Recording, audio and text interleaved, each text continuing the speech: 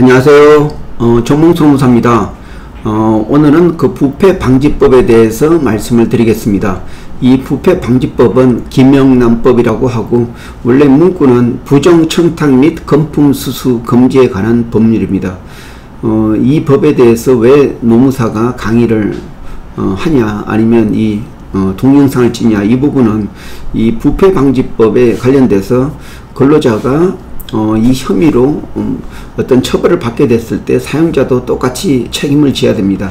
그래서 사용자가 업무 관련돼 가지고 근로자가 청탁을 했을 때 이에 대한 공동 책임은 어떤 사용자도 줍니다. 이러한 책임을 양벌 규정이라고 하고 있습니다. 그래서 사업주가 이러한 책임을 면책받기 위해서는 이 부패방지법에 대한 교육을 실시하고 그에 대한 예방 조치를 해야지만이 어떤 양벌 규정에서 책임을 면할 수가 있습니다. 그런 차원에서 이번 대해서 설명하게 됐습니다.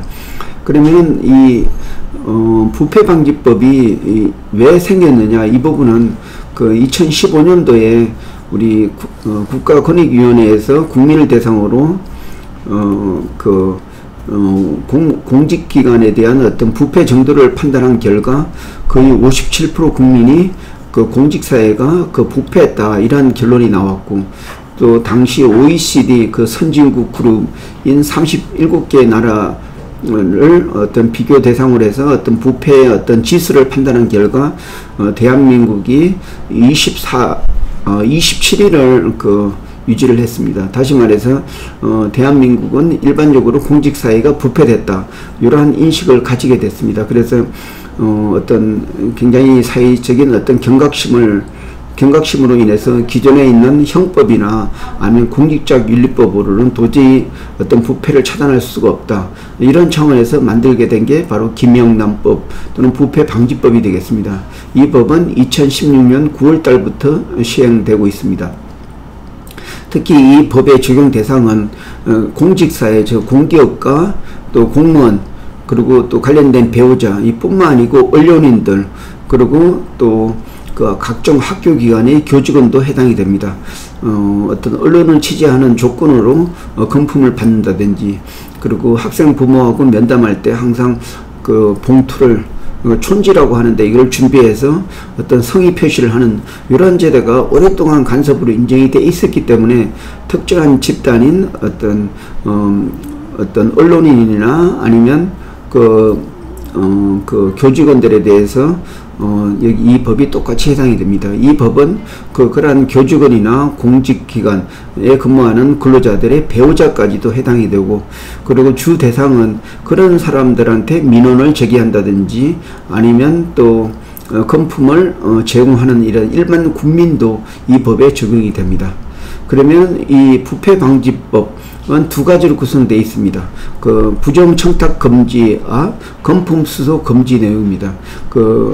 부정청탁 금지는 보통 14가지로 구성이 되어 있는데, 인허가 관련돼서 어떤 부정청탁을 한다든지 또 민원에 대해서 한다든지 이런 게 이러한 종류로 한 14가지가 있고, 또 그 예외적인 상황으로는 법에 따라서 본인이 어떤 직접 당사자가 돼서 권리구제를 한다든지 이런 부분, 아니면 또 법령에 따라서 절차에 따라서 어떤 재심이나 아니면 또 권리구제를 신청하는 것은 어떤 부정청탁에 해당되지 않다고 할 수 있습니다. 그리고 금품수수인데, 이 금품수수는 이 관련되는 당사자들, 금방 말씀드렸다시피 공직기관의 근로자나 또 언론인들, 그리고 각종 학교의 어떤 교사나 교직원들이 금품을 수수하는 그러한 행위가 되겠습니다. 그래서 일회 한도가 100만원 이상, 그리고 연간 1년간의 총 합계가 300만원 이상이면 무조건 처벌이 되고, 그리고 받은 액수가 100만원 이내라도 직무 관련성이 인정이 되면은 바로 처벌의 대상이 된다고 할 수 있습니다. 그러면 예외적으로 어떤 어떤 일반적으로 받아들일 수 있는 미풍양속에서 어떤 경조금 뭐 10만원 정도까지, 그리고 선물은 한 5만원 정도 이내에서, 그리고 식사대접은 3만원 이내에 대해서는 예외로 두고 있습니다. 그리고 또 농축산업의 어떤 이런 너무 경직된 이러한 것을 좀 완화하기 위해서 어떤 뭐 농축수산물에 대한 선물은 10만원까지 인정해 주는 것으로 좀 예외를 두고 있습니다. 여기서 다시 말씀드리지만은 이 근로자가 한 부정 청탁이나 금품 제공 이런 부분도 사업주가 그에 대한 어떤 그 충분한 교육을 시키지 않으면은 어떤 양벌 규정에 따라서 사업주도 같이 책임된다는 그러한 차원에서 설명을 드리고 있습니다. 예, 이상입니다. 고맙습니다.